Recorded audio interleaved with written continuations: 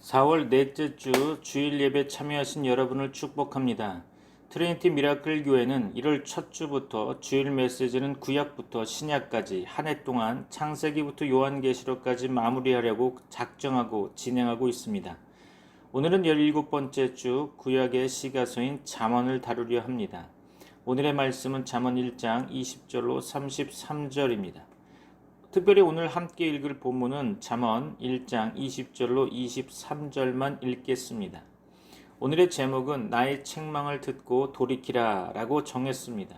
다 같이 잠언 1장 20절로 23절 합독하겠습니다.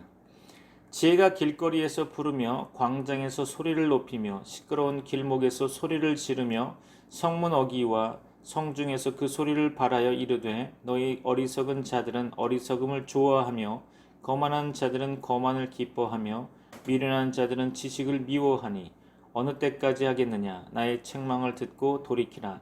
보라, 내가 나의 영을 너희에게 부어주며 내 말을 너희에게 보이리라. 아멘.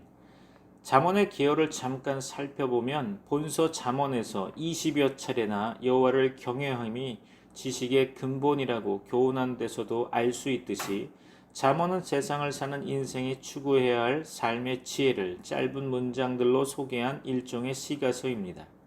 물론 고대 문명이 발달한 애굽이나 바벨론, 인도와 같은 나라에도 이런 지혜 문학이 발달했죠. 그러나 잠언이 제시하는 지혜는 다른 나라의 지혜 문학들에서 볼 수 있는 단순히 세상을 사는 일종의 처세술과는 그 내용이 사뭇 다르죠. 즉 잠언은 여호와 앞에서 코람데오 세상을 바르게 살아가는 지혜를 가르치고 훈계하는 데 그 목적이 있습니다. 그러면 잠언의 저자는 누구일까요? 본서 잠언의 히브리어나 헬라어 성경 제목이 보여주듯이 잠언의 저자는 솔로몬으로 대표되고 있습니다.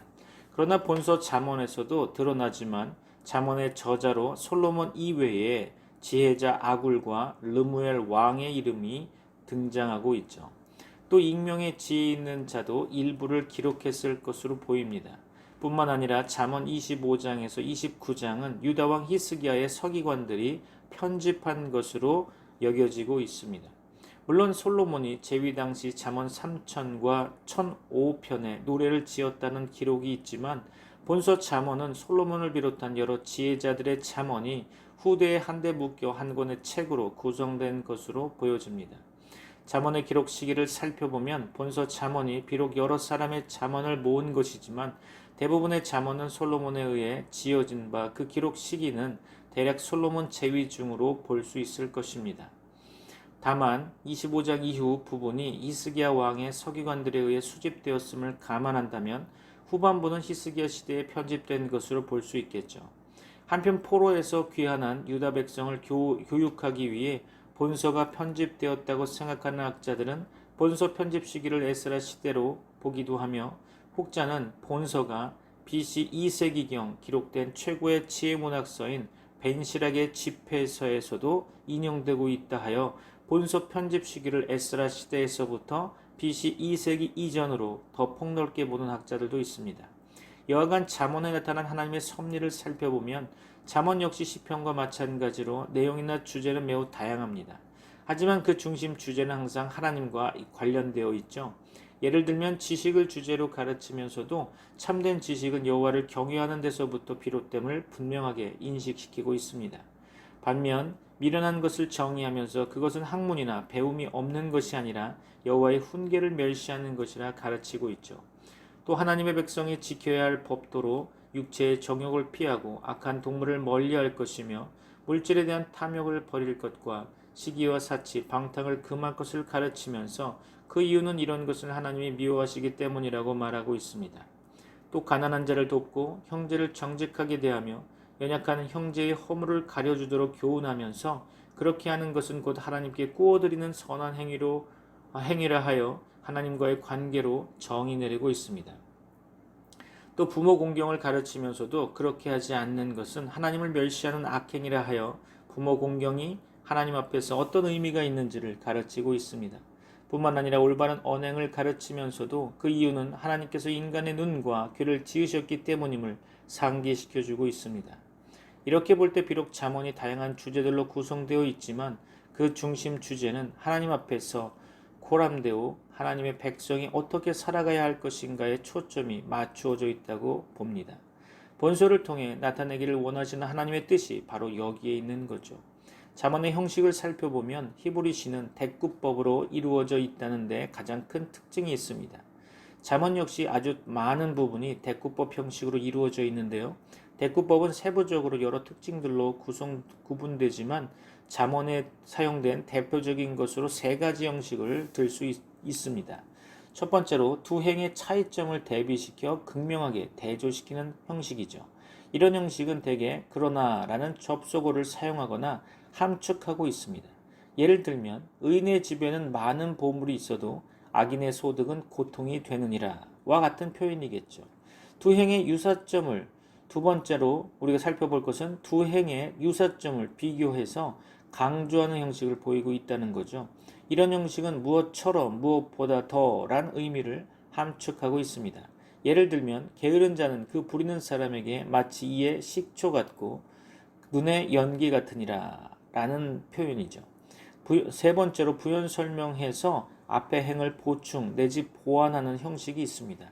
여기에는 그리고라는 표현이나 의미가 함축되어 있죠. 예를 들면 여호와께서 주시는 복은 사람을 부하게 하고 근심을 겸하여 주지 아니하시느니라 와 같은 표현이겠죠.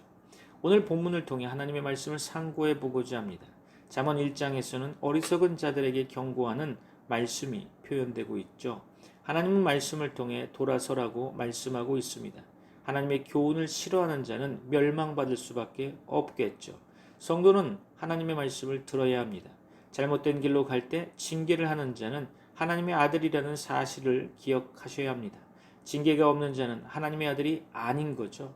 사생자는 하나님이 징계를 내리지 않는다고 했습니다.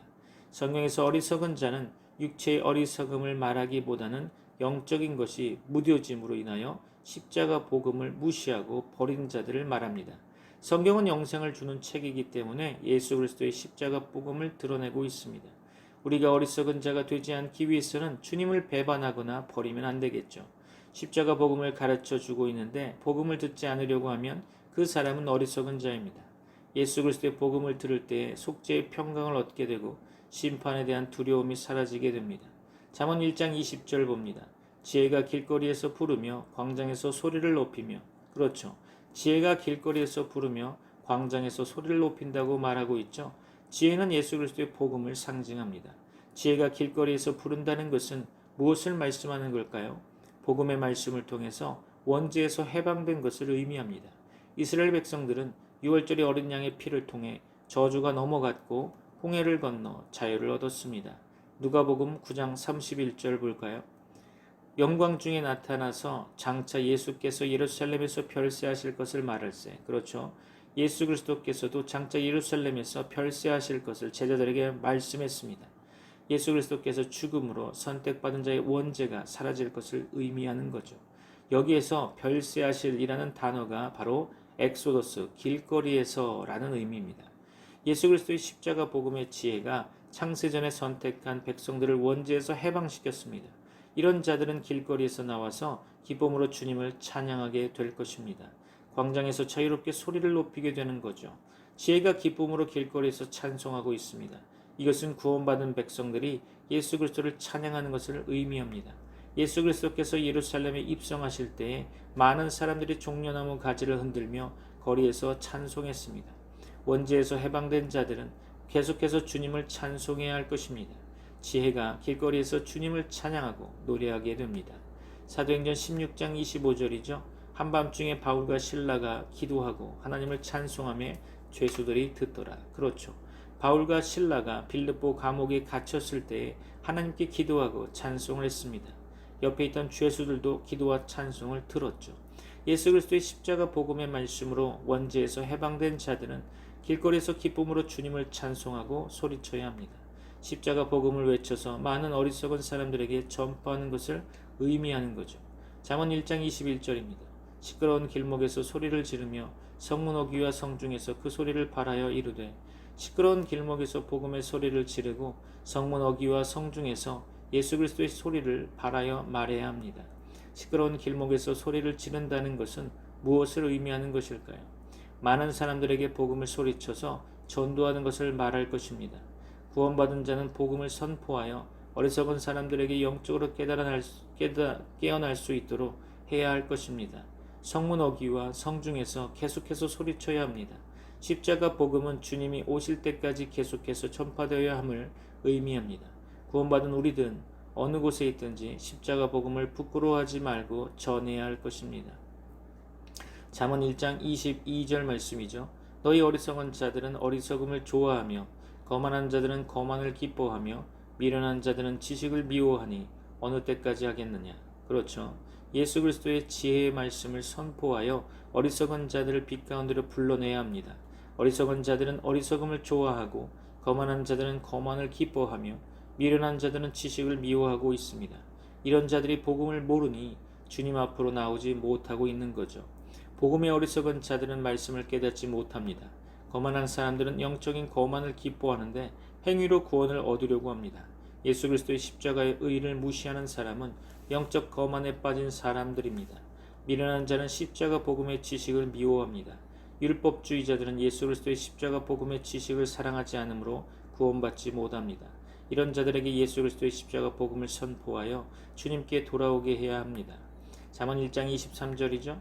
나의 책망을 듣고 돌이키라. 보라, 내가 나의 영을 너희에게 부어주며 내 말을 너희에게 보이리나. 아멘. 하나님은 나의 책망을 듣고 죄악에서 돌이키라고 말씀합니다. 보라, 내가 나의 영을 너희에게 부어주며 내 말을 너희에게 보여준다고 말씀하고 있죠. 어리석은 자들은 예수 그리스도의 십자가 복음의 말씀을 듣고 하나님께로 돌아와야 합니다.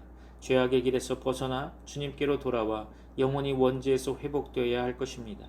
하나님은 복음을 주셔서 책망하시고 죄를 깨닫게 하셔서 주님께 계속해서 돌아오게 독려합니다.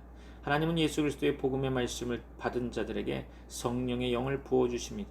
그들의 영혼에 은혜가 넘쳐서 흘러나오게 하시고 생명수가 솟아나오게 합니다. 성령의 은혜가 넘치는데 하나님께서 직접 하신다고 말씀하고 있는 거죠. 원문의 문법적 성격을 통해 본문을 살펴보면 예수 그리스도를 의지하는 자들에게 계속해서 성령의 충만한 은혜가 넘쳐 올라갈 것을 나타내주고 있습니다. 하나님은 직접 자발적으로 회개한 자들에게 성령을 주십니다. 사도행전 2장 17절로 18절이죠. 하나님의 말씀하시기를 말세에 내가 내 영을 모든 육체에 부어주리니 너희의 자녀들은 예언할 것이요 너희의 젊은이들은 환상을 보고 너희의 늙은이들은 꿈을 꾸리라. 그때 내가 내 영을 내 남종과 여종들에게 부어주리니 그들이 예언할 것이요. 아멘. 베드로가 예수 그리스도의 십자가 복음을 선포할 때에 많은 무리들이 복음을 듣고 회개했습니다. 하나님께서 성령 하나님의 은혜를 모든 육체에 부어주셔서 자녀들은 예언하고 젊은이들은 환상을 보고 늙은이들은 꿈을 꾸었습니다. 성령의 영은 남종과 여종들에게 동일하게 부어주셔서 그들이 예언했습니다. 성령의 은혜는 회개한 자들에게 임합니다.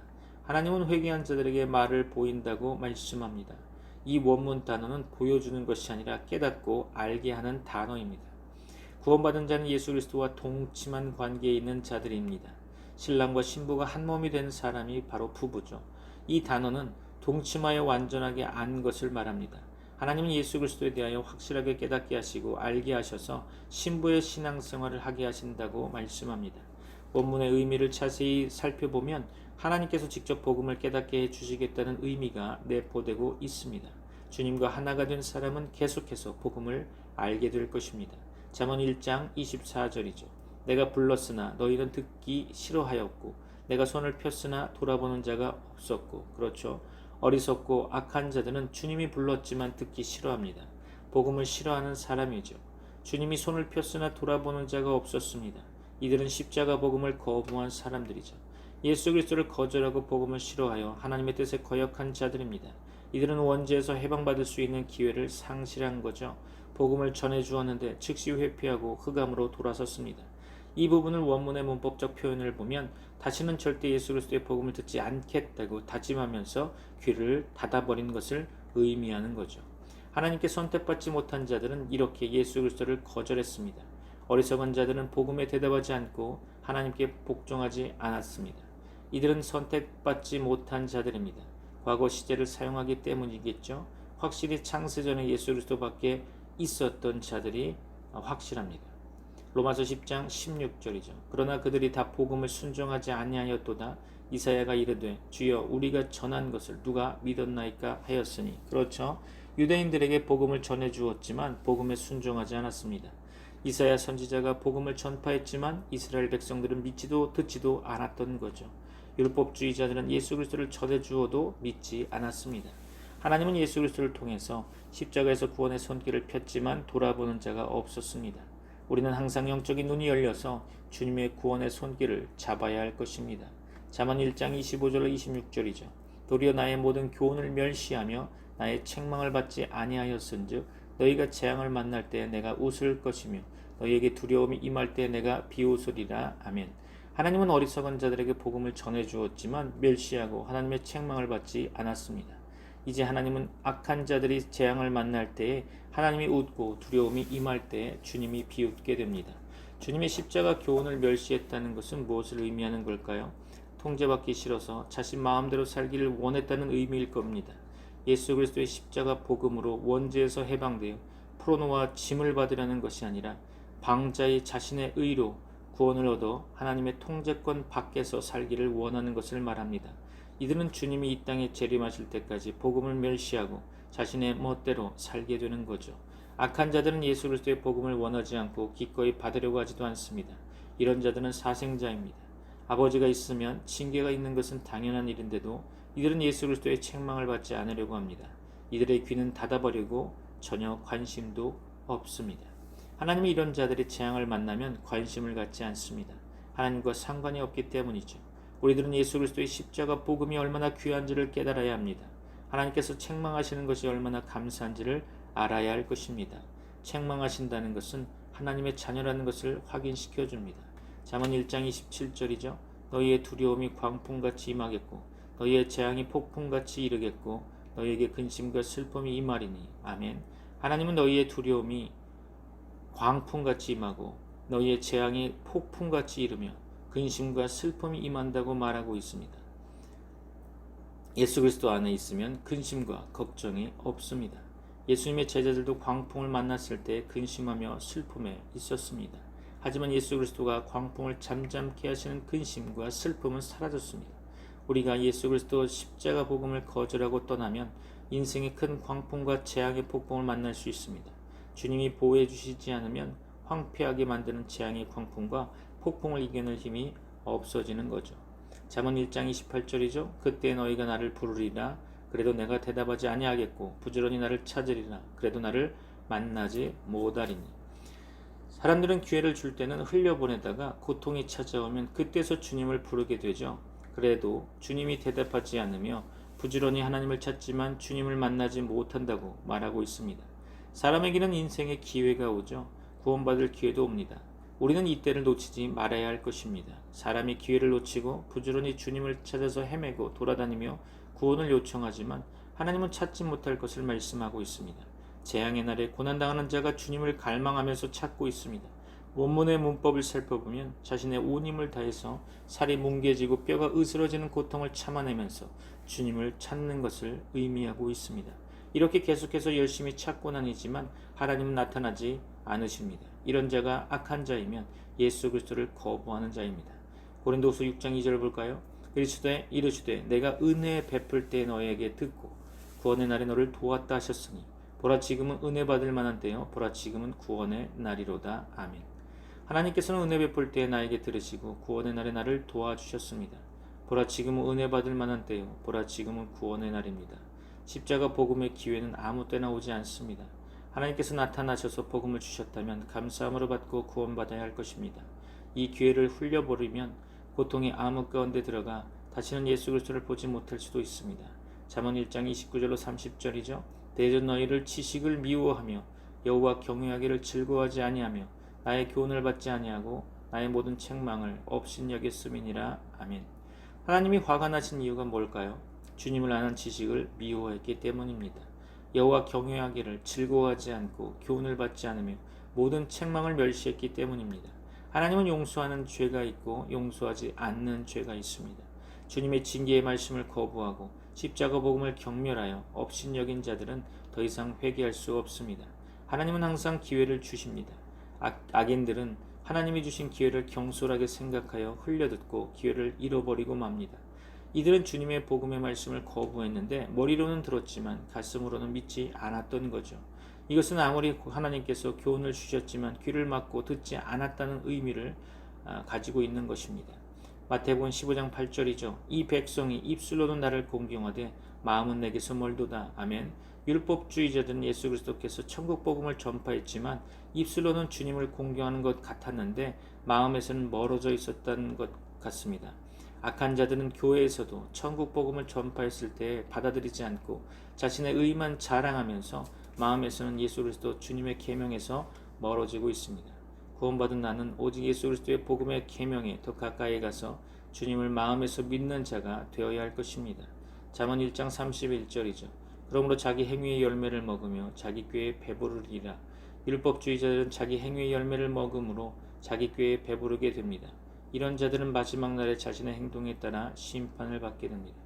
계시록 20장 13절입니다. 바다가 그 가운데서 죽은 자들을 내주고 또 사망과 음부도 그 가운데에서 죽은 자들을 내주며 각 사람이 자기의 행위대로 심판을 받고 아멘. 마지막 날의 둘째 부활에 참여하는 자들이 하나님께 심판을 받게 됩니다. 이런 자들은 각 사람이 자기의 행위대로 심판을 받게 되는 거죠. 이 땅에서는 잘 살았을지는 몰라도 죽어서는 영원한 심판이 기다리고 있는 것입니다. 자기 행위의 열매는 율법의 의를 의미합니다. 자신의 꾀가 출중하다고 생각하여 자신의 뜻대로 인생을 살았던 자들이 이 땅에서는 배부르게 삽니다. 그러나 영원한 지옥의 불못으로 던져지게 되어 고통을 당하게 되어 있죠. 잠언 1장 32절로 33절 말씀입니다. 어리석은 자의 퇴보는 자기를 죽이며 미련한 자의 안일은 자기를 멸망시키려니와 오직 내 말을 듣는 자는 평안히 살며 재앙의 두려움이 없이 안전하리라. 아멘. 어리석은 자의 퇴보는 자기를 죽입니다. 미련한 자의 안일은 자기를 멸망시키게 되고 오직 주님의 말씀을 듣는 자는 평안히 살며 재앙의 두려움이 사라지고 안전하게 될 것입니다. 어리석은 자는 복음을 버리고 변절하여 돌아간 사람들입니다. 가룟 유다와 같은 자는 회개하지 않고 주님을 배신하여 흑암으로 돌아갔습니다. 그 반대의 단어는 회개를 의미합니다. 예수 그리스도의 십자가 복음을 전파할 때 듣고 돌아온 사람은 영원한 생명을 얻게 됩니다. 미련한 자는 자신 스스로 평안함에 빠져 영적으로 나태하고 무기력하게 인생을 삽니다. 이런 자는 자기를 멸망의 지름길로 인도하고 있죠. 영원한 지옥에서 생명을 잃어 죽게 됩니다. 영적으로 안일하게 사는 자들은 자신의 멸망을 자처하고 있다고 보아야 합니다. 원문의 문법적으로 의미를 살펴보면 자기의 영혼을 부서뜨려 다시는 회복하지 못하도록 만드는 것을 의미합니다. 그것도 계속해서 지옥의 불못으로 던져넣고 있는 거죠. 데살로니가 전서 5장 3절입니다. 그들이 평안하다 안전하다 할 그때에 임신한 여자에게 해산의 고통이 이름과 같이 멸망이 갑자기 그들에게 이르리니 결코 피하지 못하리라. 주의 날은 도적같이 온다고 말합니다. 영적으로 미련한 자들은 기름을 준비하지 않았죠.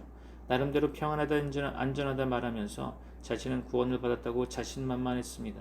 그때 임신한 여자에게 해산의 고통이 온 것처럼 멸망이 갑자기 그들에게 이르게 되어 결코 피하지 못하게 됩니다. 영적으로 깨어있는 자가 슬기로운 자들입니다.